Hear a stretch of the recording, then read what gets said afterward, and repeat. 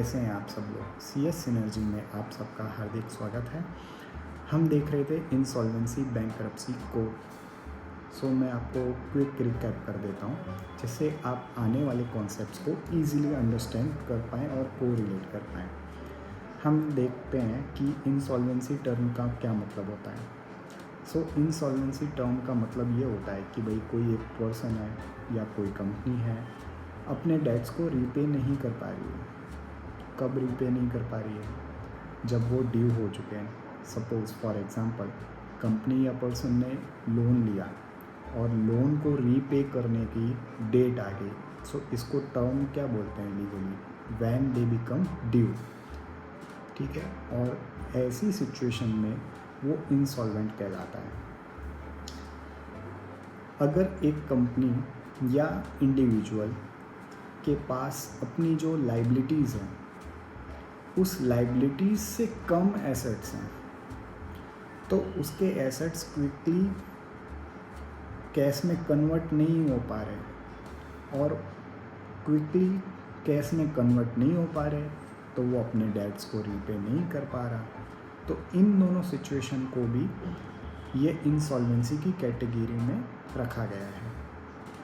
अब हम समझते हैं कि भाई ये इंसॉल्वेंसी के बाद अगर सेटलमेंट नहीं हो पा रहा है, मतलब सपोज़ आपने किसी से लोन लिया 100 रुपीज़ का और आपके पास पैसे नहीं हैं। आपके पास घर है लेकिन आप घर को बेच के क्विकली उसको पैसे तो पे नहीं कर सकते, क्विकली कन्वर्ट होगा नहीं क्योंकि उसमें टाइम होगा और आपको पैसे रीपे करना है, वो आज रीपे करना है। सो जो ऐसी स्टेज आती है उसमें सपोज़ आपके पास 80 रुपीज़ हैं, आपने 100 रुपीज़ लोन लिया था। अब आपका जो भी फ्रेंड है वो ये कहता है कि चलो आप मुझे 80 रुपीज़ दे दो, हम ये सेट ऑफ कर देते हैं। तो इसे कहते हैं हम सेटलमेंट। और इंसॉल्वेंसी के बाद में अगर ये सेटलमेंट नहीं होता है तो वो स्टेज आती है जिसे हम बैंकरप्सी कहते हैं। मतलब कोर्ट या ट्रिब्यूनल ऑफिशियली आपको डिक्लेयर करता है कि जो डेटर है यानी जिसने लोन लिया है वो अपने डेट्स यानी लोन रीपे नहीं कर पा रहा है। तो नहीं कर सकता, ऐसी सिचुएशन में जो कोर्ट और ट्रिब्यूनल ये चीज़ डिक्लेयर कर दे तो उसे बैंकरप्सी कहते हैं।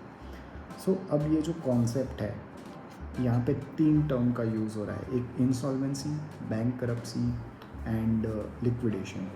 इंसॉल्वेंसी मतलब एक जब डेटर यानी जिसने लोन लिया है अपना फाइनेंशियल ऑब्लिगेशन के अंदर जैसे लोन हो सकता है, इंटरेस्ट हो सकता है, ड्यूज़ हो सकते हैं वगैरह वगैरह, टाइम पर पे नहीं कर पाता, उसे इंसॉल्वेंसी कहते हैं।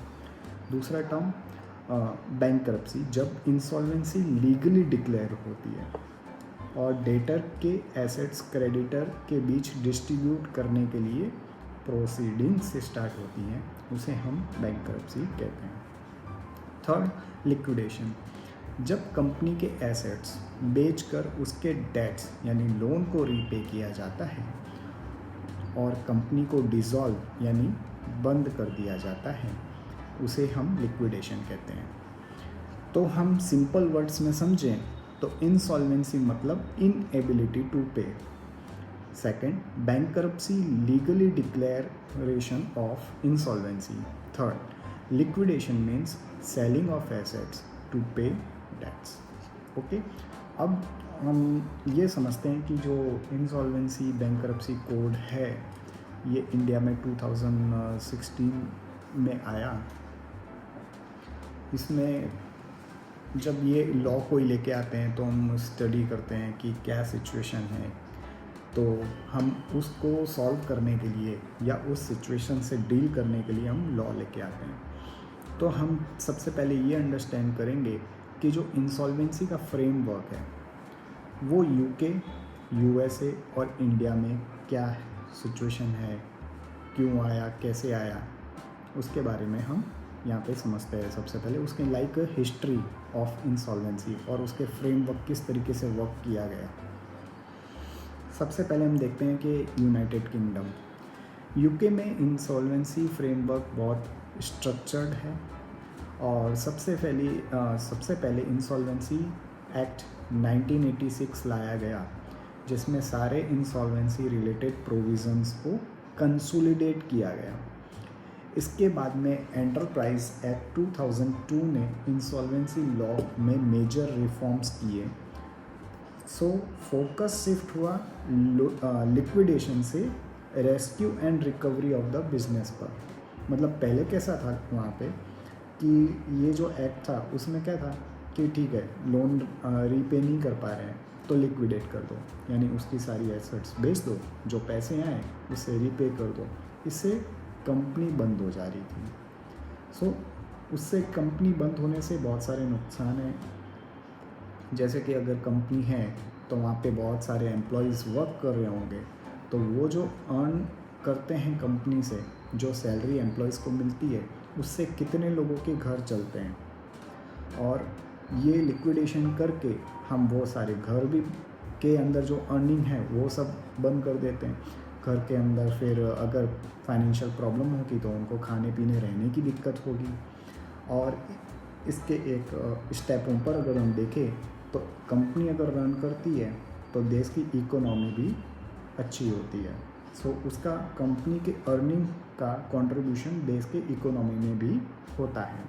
सो यहाँ लिक्विडेशन से फोकस हटा के उसमें शिफ्ट किया गया rescue and recovery of the business पर। पूरी कहानी और इसका असली फंडा जानने के लिए देखिए CS सिनर्जी का अगला वीडियो, जो जल्द रिलीज होगा। जुड़े रहें। ऐसे ही दिलचस्प कॉर्पोरेट कॉन्सेप्ट्स को आसान भाषा में समझने के लिए CS सिनर्जी YouTube चैनल को सब्सक्राइब करें और Instagram पर फॉलो करें।